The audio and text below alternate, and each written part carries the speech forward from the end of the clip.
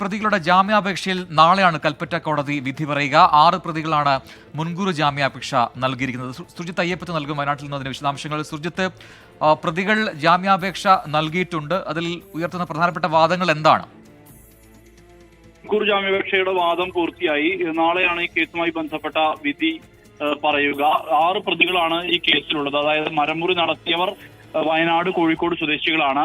ഇതിൽ വാര്യാട് സ്വദേശി ഇബ്രാഹിം, അതോടൊപ്പം തന്നെ മീനങ്ങാട് സ്വദേശി അബ്ദുൽ മജീദ്, മാണ്ടാട് സ്വദേശി ചന്ദ്രദാസ്, മണവയൽ സ്വദേശി അബ്ദുൽ നാസർ, അതോടൊപ്പം തന്നെ കൈതപ്പൊയിൽ സ്വദേശിയായിട്ടുള്ള ഹസൻകുട്ടി, എരഞ്ഞിക്കൽ സ്വദേശി അനീഫ എന്നിവരാണ് ഈ കേസിലെ പ്രതികൾ.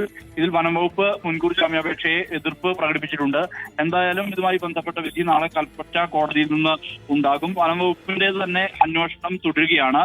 വിശദമായി റേഞ്ച് ഓഫീസർ നീതുവിന്റെ നേതൃത്വത്തിലുള്ള സംഘം ഇന്നലെ കൂടി പരിശോധന പൂർത്തിയാക്കിയിട്ടുണ്ട്. അതായത് എത്ര മരങ്ങൾ നഷ്ടപ്പെട്ടു എന്നതുൾപ്പെടെയുള്ള കാര്യങ്ങൾ പരിശോധനയ്ക്ക് വിധേയമായിട്ടുണ്ട്. ഇതിൽ സെക്ഷൻ ചാർജുള്ള ഓഫീസർ ആയിരുന്നു ഇതുമായി ബന്ധപ്പെട്ട് ഈ മരമുറിക്ക് ഒത്താശ ചെയ്തതെന്നുള്ളതാണ്. ചന്ദ്രൻ എന്നാണ് ഇയാളുടെ പേര്. അതോടൊപ്പം തന്നെ 3 ആളുകളെ, ചന്ദ്രനടക്കം 3 ആളുകളെ സസ്പെൻഡ് ചെയ്തിട്ടുണ്ട് ഈ കേസുമായി ബന്ധപ്പെട്ട്. ഇവരുടെ നേതൃത്വത്തിലാണ്, ഇവരെ അറിഞ്ഞുകൊണ്ടാണ് ഈ മരമുറി നടന്നതിനുള്ള സ്ഥിരീകരണം ഉണ്ടായിട്ടുണ്ട്. ഇതിന്റെ അടിസ്ഥാനത്തിലാണ് CCF ഉൾപ്പെടെയുള്ളവർ ഇവർക്കെതിരെ നടപടി സ്വീകരിച്ചിരിക്കുന്നത്.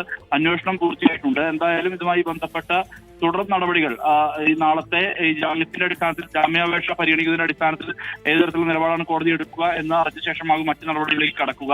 വനംവകുപ്പിന്റെ അന്വേഷണം ഏതാണ്ട് മുന്നോട്ട് പോകുന്ന സ്ഥിതിയാണുള്ളത്. നാട്ടുകാരെ, ആദിവാസികളടക്കമുള്ളവരെ കബളിപ്പിച്ചാണ് ഇത്തരത്തിൽ വലിയ തോതിലുള്ള മരമുറി നടന്നിട്ടുള്ളത്. ആ മരമുറി 100-ലേറെ മരങ്ങൾ അനധികൃതമായി മുറിച്ച് മാറ്റിയിട്ടുണ്ട്. 20 മരങ്ങൾ മുറിക്കാനുള്ള അനുമതിയുടെ മറവിലാണ് ഇത്തരത്തിൽ വലിയ രീതിയിൽ മരമുറി നടന്നിട്ടുള്ളത് എന്നുള്ളതാണ് വനംവകുപ്പിന്റെ തന്നെ അന്വേഷണത്തിൽ വ്യക്തമായിട്ടുള്ളത്. ശരി, സുജിത്ത് അയ്യപ്പത്താണ് വയനാട്ടിൽ നിന്ന് വിശദാംശങ്ങൾ നൽകിയത്.